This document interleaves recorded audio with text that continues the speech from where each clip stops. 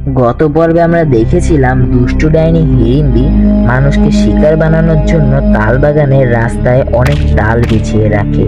তারপর হিড়িম্বি ধোঁকা দিয়ে লোকজনকে তাল দেখিয়ে আকর্ষণ করে, যারা আসে তাদের টেনে নিয়ে যায় পুকুরের গভীরে। একদিন রাতে ফল বিক্রেতা পাঁচু তাল বাগানে এসে লোভে পড়ে। তারপর তাল কুড়োতে গিয়ে ডাইনির সামনে ধরা পড়ে গেলেও সে বুদ্ধি করে পালানোর উপায় বের করে এবং ডাইনির বিশ্বাস জোগানোর জন্য তালের বড়া বানিয়ে খাওয়ানোর ওয়াদা করে। পাঁচু 3টি তাল কুড়িয়ে বাড়ির পথে রওনা দেয়, কিন্তু যাওয়ার সময় পাঁচু পিছনের দিকে তাকিয়ে দেখে ডাইনি কি যেন একটা ভেবে খিলখিল করে হাসছে। তারপর পাঁচু একটু ঘাবড়ে গেলেও মনে সাহস নিয়ে নিশ্চিন্ত মনে বাড়ি ফেরে। গিন্নি, ও গিন্নি, আরে তাড়াতাড়ি এসো। এ দেখো দেখো, তোমার জন্য কি এনেছি দেখো। এসো, ভেতরে এসো। ও মা, তোমার হাতে এত পাকা তাল, কিন্তু আমাদের এখানে তো এত কুচকুচে তাল পাওয়া যায় না। কি অবাক হয়েছে বুঝি? ওই ডাইনির বাগানে সব পাওয়া যায় গো গিন্নি, সব পাওয়া যায়। ইয়া আল্লাহ, রাত বিরেতে এসব কি ঠাট্টা করছো গো? ঠান্ডা নয় গো গিন্নি, ঠান্ডা নয়, এই যে সত্যি। আজ শহরের বাজার থেকে বাড়ি ফিরতে অনেক দেরি হয়ে গিয়েছিল, তাই তো বাধ্য হয়ে ওই তাল বাগানের পথ দিয়েই ফিরতে হলো। আসার সময় দেখলাম চারিদিকে কত তাল ছড়িয়ে ছিটিয়ে রয়েছে, সেখান থেকে তো কায়দা করে এ কটা তুলে এনেছি। তবে একটা শর্ত আছে গিন্নি, তোমাকে আগামীকাল খুব ভালো করে তালের বড়া রান্না করে দিতে হবে। ওগুলো খাইয়ে ওদের খুশি করতে পারলেই আমাদের লাভ হবে গো গিন্নি। হ্যাঁ গো, কাজটা কি ঠিক হলো? এইভাবে ভূতেদের বাগান থেকে কিছু নিয়ে আসার জন্য যদি আমরা কোনো বিপদে পড়ি? আরে কিচ্ছু হবে না, তবে সবকিছু নির্ভর করছে তোমার রান্নার উপর। রান্না নিয়ে তুমি কোনো চিন্তা করো না, আমার রান্নার সুখ্যাতি এই পুরো গায়ের সকলের মুখে মুখে ঘোরে। এটাই তো চাই গো গিন্নি, এটাই তো চাই।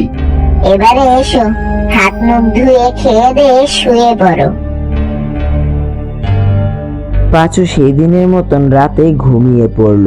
পরের দিন সকাল থেকে শুরু হলো বজ্রবিদ্যুৎ সহ মারাত্মক বৃষ্টি। বৃষ্টির চোটে পাঁচু নিজেও আর শহরের বাজারে যেতে পারলো না। এই ঝড় বাদলের মধ্যে তুমি ওই ডাইনির কাছে যাবে কি করে? আমার হাতে আর অন্য কোনো উপায় নেই গো গিন্নি। হতে পারে এটাই আমার একটা পরীক্ষা। তুমি আর সময় নষ্ট না করে এখন থেকে রান্না চালিয়ে যাও। হ্যাঁ হ্যাঁ, আমি খোসা ছাড়িয়ে নুন দিয়ে সব গুলিয়ে রেখেছি, সন্ধ্যের দিকেই রান্না বান্না শুরু করে দিব।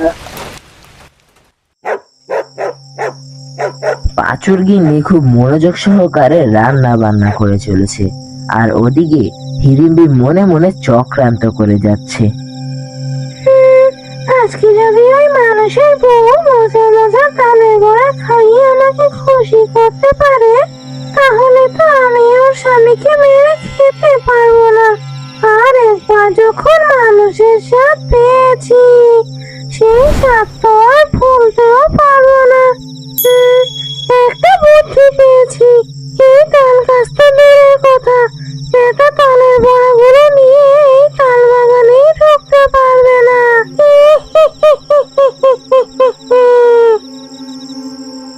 এই বলে হিড়িম্বি গাছ থেকে নেমে পড়লো আর গুনগুন করে একটি মন্ত্র পড়তে থাকলো। তারপরে হঠাৎ আবহাওয়া পাল্টে যায়, বাগানে জড়ো হাওয়া বইতে শুরু করে। তারপর কোথা থেকে যেন একটি ভূত ওখানে চলে আসে। কি রে ডাইনি, আজ হঠাৎ আমাকে ডাকলি যে? এতদিন পর কি ভেবে আমাকে মনে পড়লো তোর? শোন, তোকে একটা কাজ করতে হবে। তুই শুধু বল কি কাজ আমাকে করতে হবে, আমি সব করতে রাজি আছি। শুধু আমাকে এর বিনিময়ে কয়েকটা পচা মাছ দিলেই হয়ে যাবে। আচ্ছা, পেয়ে যাবি পেয়ে যাবি। আগে শোন, তোকে কি করতে হবে।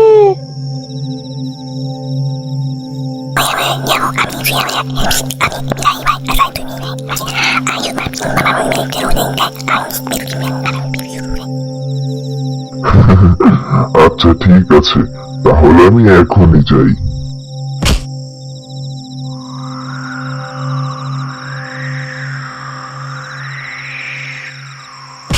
এই বলে ভুট্টি তালবাগানে আসার রাস্তায় একটি গাছের উপরে উঠে লুকিয়ে পড়ে।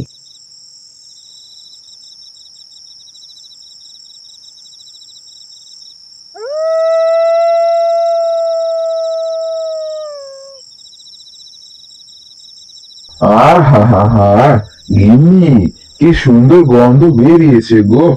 আমার তো এখনই খিদে পেয়ে যাচ্ছে। আমাকে দুটো দাও, খেয়ে দেখি কেমন হয়েছে। না না, আগে তুমি তেনাদের দিয়ে এসো, তারপর না হয় কিছু থাকলে আমরা খাবো। আচ্ছা ঠিক আছে, তাই দিও।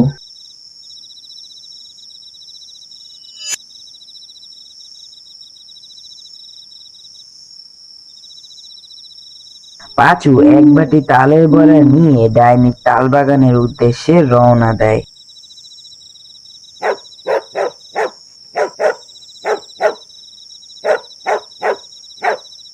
যেই পাঁচু তালের বড়াগুলো নিয়ে ভুট্টির কাছাকাছি আসলো, অমনি ভুট্টি ধাক্কা মেরে পাঁচুকে মাটিতে ফেলে দেয়, আর তালের বড়াগুলো সাথে সাথে মাটিতে পড়ে গড়িয়ে যায়।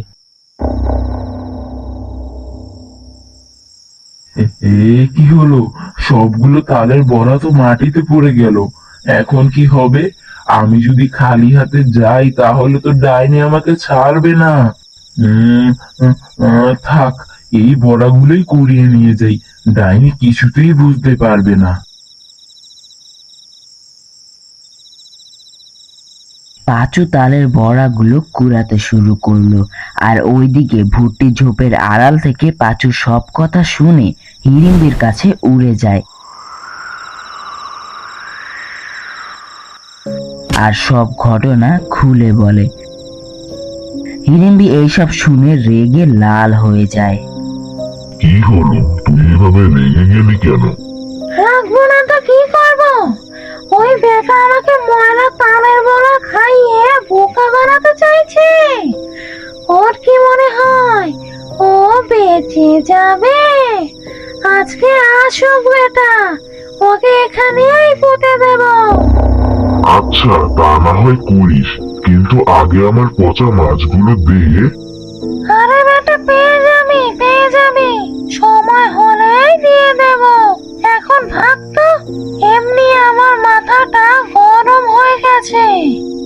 ভুট্টি আর কথা না বাড়িয়ে ওখান থেকে চলে যায়, আর হিড়িম্বি রাগে গজরাতে গজরাতে তাল গাছের উপরে উঠে বসে।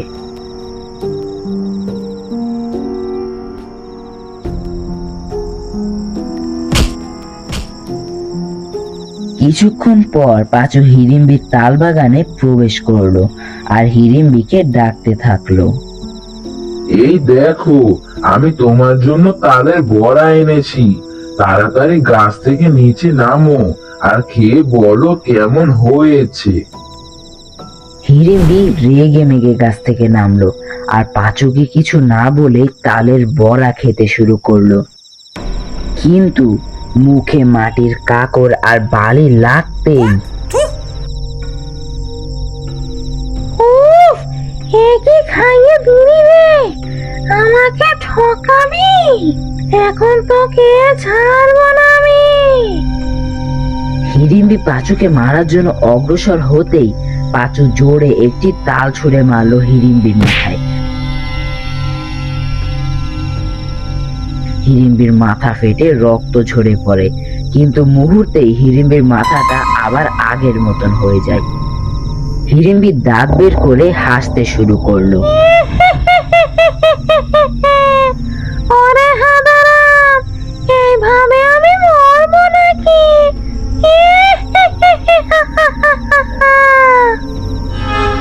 পাঁচু এটি দেখে ভয় পেয়ে যায় আর প্রাণপণে ছুটতে থাকে।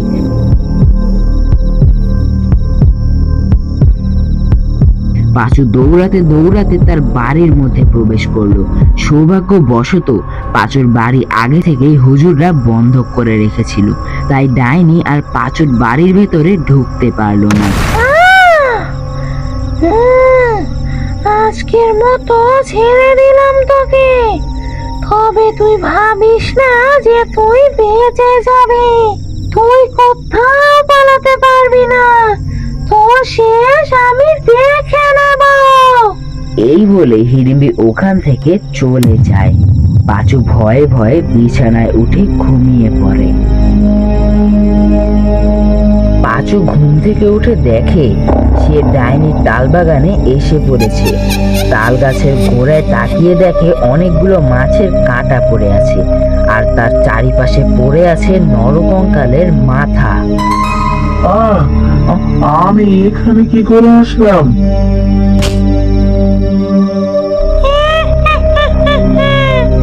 আমি এনেছি তোকে এখানে, আমি এনেছি।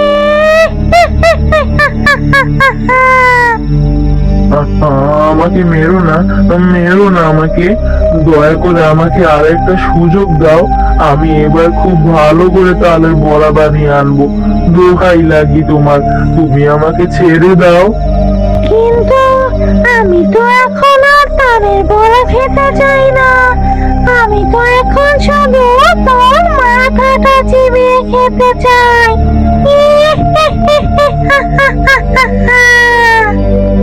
না না, আমাকে ছেড়ে দাও, খেও না আমাকে, বাঁচাও।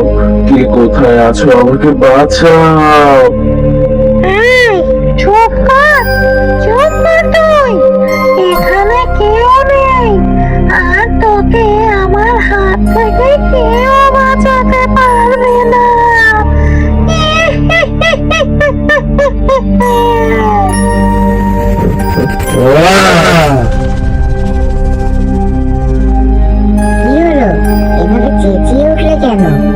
খুব খারাপ একটা স্বপ্ন দেখলাম।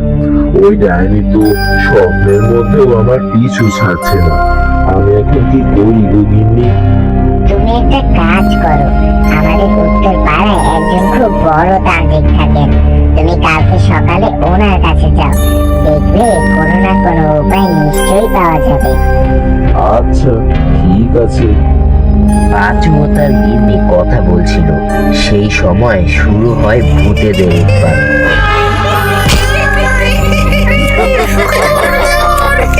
হিড়িম্বি তার অন্যান্য ভূতেদেরকে নিয়ে পাঁচুর বাড়িতে উৎপাত শুরু করে। পাঁচু ও তার গিন্নি বাড়ির ভেতর থেকে ভূতেদের নাচানাচির শব্দ আর ভয়ঙ্কর অট্টহাসি শুনতে পায়। ভূতেরা পাঁচুর বাড়ির চালে ঢিল মারতে শুরু করে, নষ্ট পচা মাছ বাড়ির জানালা দিয়ে ছুঁড়ে মারে বাড়ির ভেতরে। পাঁচুর গিন্নি ভয়ে ঘরের এক কোণে লুকিয়ে পড়ে। বেটারা আমার বাড়িতে এসে উৎপাত শুরু করেছে। এই নে তোদের মাছ। পাঁচু ওই পচা মাছটিকে তুলে ছুঁড়ে মারে ভূতেদের দিকে, কিন্তু কোনোভাবেই ওদেরকে দমানো যাচ্ছে না। সেদিনের মতন ভয়ে ভয়ে ঘুমিয়ে পড়ে তারা। পরদিন সকালে পাঁচু ঘর থেকে বের হয়ে দেখে ভূতেরা চলে গেছে। তারপর পাঁচুর গিন্নি বলে উত্তরপাড়ার সেই তান্ত্রিকের বাড়িতে যেতে, আর ডাইনির সাথে ঘটে যাওয়া সব ঘটনা খুলে বলতে তান্ত্রিকের কাছে। পাঁচু সম্মতি জানিয়ে উত্তরপাড়ার উদ্দেশ্যে রওনা দেয়। সব ঘটনা শুনে তান্ত্রিক অবাক হয়ে বলে, তুই জানিস এই ডাইনি সাধারণ ডাইনি নয়। এই ডাইনিকে শুধু তারাই মারতে পারবে যারা এই ডাইনিকে দেখেছে। আজ পর্যন্ত কেউ এই ডাইনিকে দেখার পর আর বেঁচে ফিরতে পারেনি, কিন্তু তুই অনেক সৌভাগ্যবান, তাই একমাত্র তুই ওই ডাইনিকে শেষ করতে পারবি। কিন্তু তাল, ছুরি, লাঠি এইসব দিয়ে ওকে কিছুতেই মারা যাবে না। তাহলে কি দিয়ে মারবো আমি ওই ডাইনিকে? আগুন, আগুনই তার একমাত্র দুর্বলতা। পাঁচু বাড়িতে গিয়ে ফোন দিয়ে আসতে থাকলো কিভাবে ডাইনিকে মারা যায়। হঠাৎ তার মাথায় একটি বুদ্ধি আসলো। সেদিন রাতে পাঁচু এক ভয়ানক ফাঁদ তৈরি করে। খড়ের বড় স্তূপ বানিয়ে তার চারপাশে শুকনো লাকড়ি আর ঘাস লতা পাতা ছিটিয়ে রাখে, আর তার পাশে আগুনের ব্যবস্থা করে রাখে। তারপর পাঁচু দৌড়ে ডাইনির বাগানে যায় আর চিৎকার করে বলে, ওই ডাইনি, দেখ আমি নিজেই তোর কাছে এসেছি। সাহস থাকলে আয় আর আমাকে ধরে দেখা। ওর এত বড় সাহস আমার বাগানে এসে আমাকে চ্যালেঞ্জ দিচ্ছি? তারা বেটা, আজ তোকে মেরে তোর হাড় গুড়িয়ে দেব। ডাইনি ছুটে আসে পাঁচুর দিকে। পাঁচু প্রাণ বাঁচানোর জন্য দৌড়াতে থাকে। তার প্ল্যান মোতাবেক পাঁচু খড়ের স্তূপের মধ্যে ঢুকে পড়ে। ডাইনিও ঝাঁপিয়ে পড়ে সেই খড়ের স্তূপের ভেতরে। ঠিক তখনই পাঁচু দৌড়ে খড়ের ভেতর থেকে বের হয় আর পাশে থাকা আগুনের মশাল নিয়ে খড়ের স্তূপে ছুঁড়ে মারে। মুহূর্তেই আগুন লেলিহান শিখায় ছড়িয়ে পড়ে। খড় আর লাকড়ির কারণে আগুন ডাইনিকে গ্রাস করে। না না, আগুন! এই আগুন তো আমায় শেষ করে দেবে।